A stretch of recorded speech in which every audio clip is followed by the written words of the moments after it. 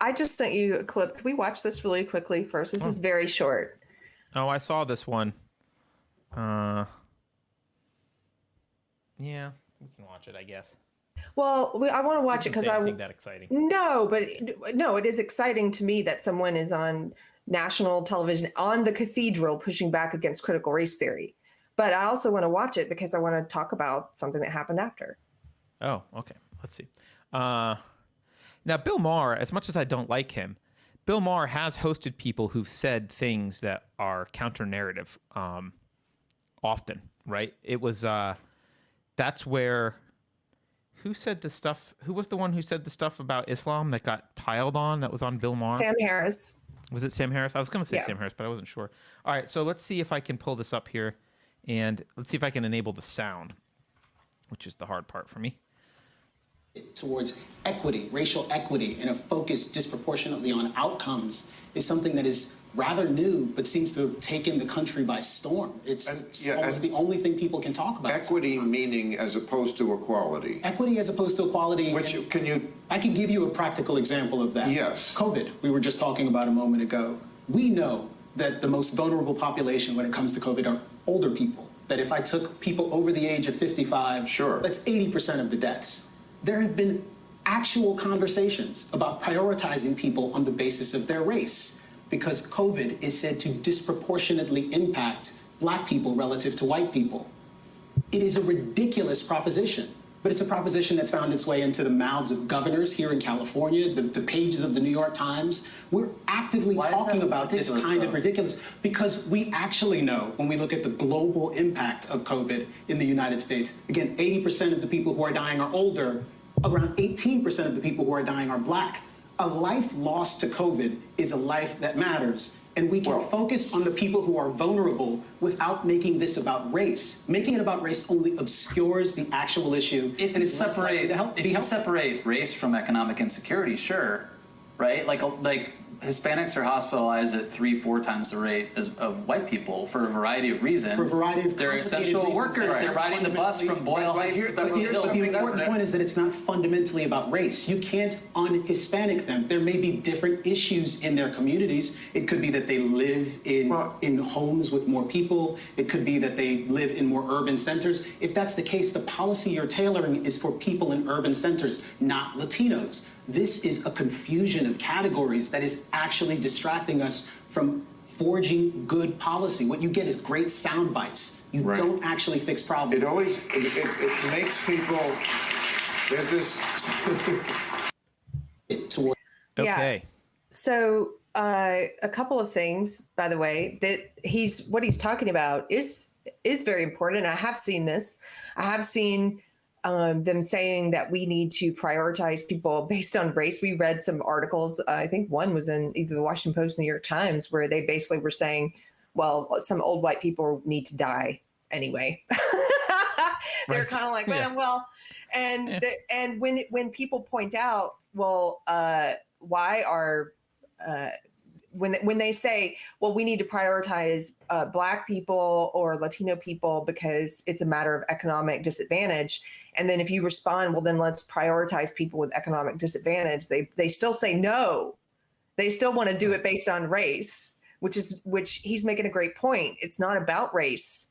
But anyway, what I liked about him, is that you're seeing someone on the cathedral on legacy media who's speaking against equity and against critical race theory. Great. And it helps because these people listening to him, these people who believe in this racist social justice belief system, they are racist. And they claim that they give more credit to you when you're speaking and if you're a Black person. So because he's Black, maybe they will listen. Maybe they'll actually live out what they claim to believe and listen to him more. Probably not. But, I don't know. I heard that Black men are the white men of the Black community. So. Oh, yeah, they said that. So, but I like that he's out there speaking. So what happened to him afterwards? Well, he got inundated with a lot of racist hate mail from people in the social justice world, which is very unsurprising. He was pelted with it on Twitter. And I just sent you one example. We don't need to look at all of it. I just sent you one because this really encapsulates for me what kind of white person is attracted to social justice ideology. A lot of racist people, whether they're Black or white or Latino, whatever, a lot of racist people are attracted to social justice. And that's no different for white people. There's a lot of racist white people who are attracted to it because it's a racist belief system.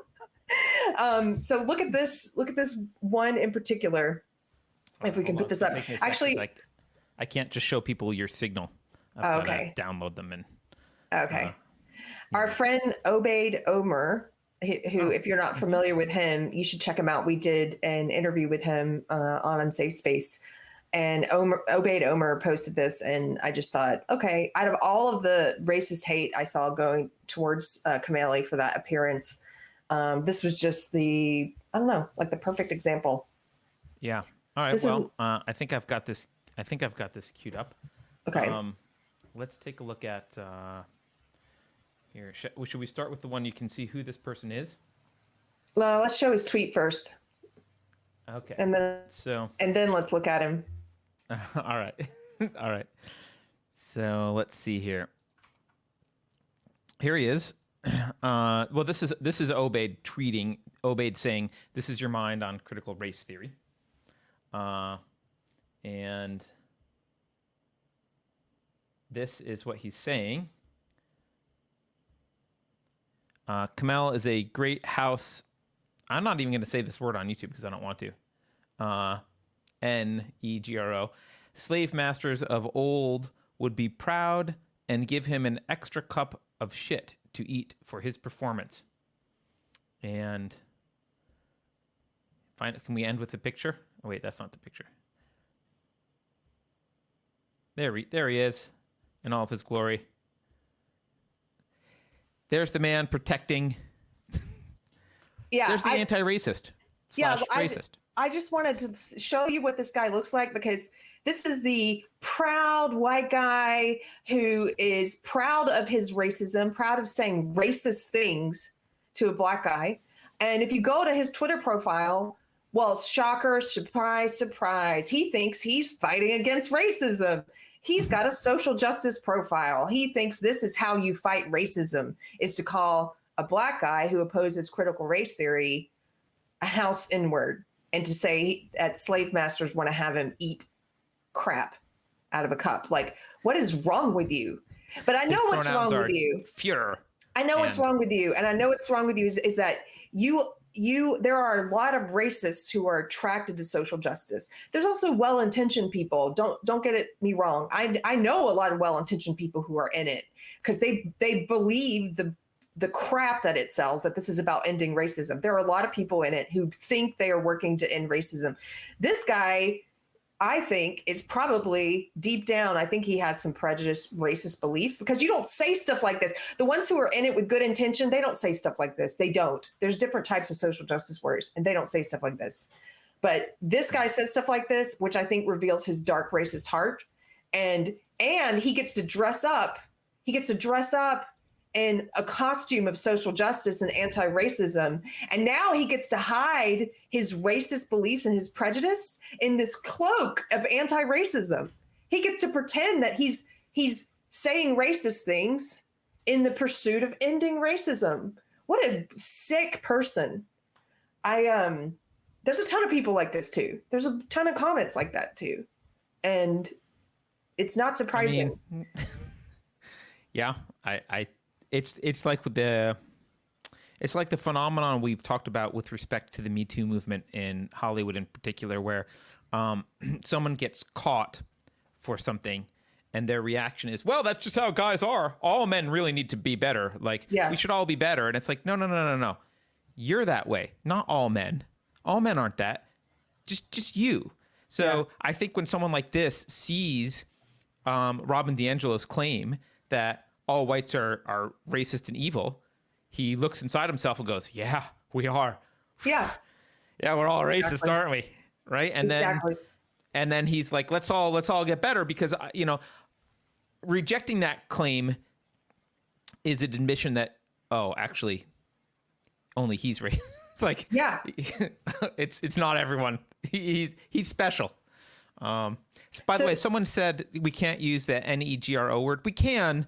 I don't think there's anything bad with that. I'm trying to be a little bit more cautious of YouTube's automated AI algorithm, and I imagine they'll just catch it. But maybe not. Maybe I should say it anyway. No, who cares? I don't need to. Why say that? Here's one from Ministry of Truth. Thank you for the super chat. He says, CRT and systemic racism will be used by the true racists, the KKK, etc., as a recruiting tool. Only in North Korea or in the Middle Ages is there inherited guilt. Inherited guilt. Yeah. Inherited guilt. Well, the first part of that, the first sentence, I absolutely agree with. It's already being used because they agree on so much. Social justice people and the KKK, I mean, they agree on like probably 95% of what they say is the same. The one difference is white supremacists in the hierarchy of racism, or they both believe that you're supposed to judge people based on race and put people in these racial categories. They're both collectivist. They believe that white people are at the top of this racial hierarchy and critical race theory, social justice people put white people at the bottom. But strangely enough, they put them at the bottom while also agreeing with white supremacists that white people own culture and math and Enlightenment values and the ability to be on time and the ability to, achieve success and achieve in school academically. Like, weirdly enough, they agree with white supremacists on all that stuff. It's very bizarre. But they have a lot in common, and they are helping the KKK recruit. Maybe we should just call the social justice anti-racist people white supremacists, because I don't see a big distinction. Yeah, well, they are. Their only difference is that they say white people own all this stuff the same way that the KKK does. The difference is that they say they ought not to. And the KKK, white supremacists they don't would say they ought not to. They say society ought not to be organized around those things because they're white. You're right. You're right. They don't say they ought not to. They say society ought to be organized around other things. That's true. Yeah. Okay. And some of them are actually separatists, right? Some of them actually are like, white people should take their reason and logic and go somewhere else. Like, that's pretty... I mean, I think the KKK would just win 100% agreement on that, right? Yeah, so it's a very fine line. Very fine line. I know what we should I know if we're going to employ deconstructionism techniques, maybe we should deconstruct the boundary between anti-racism and white supremacy.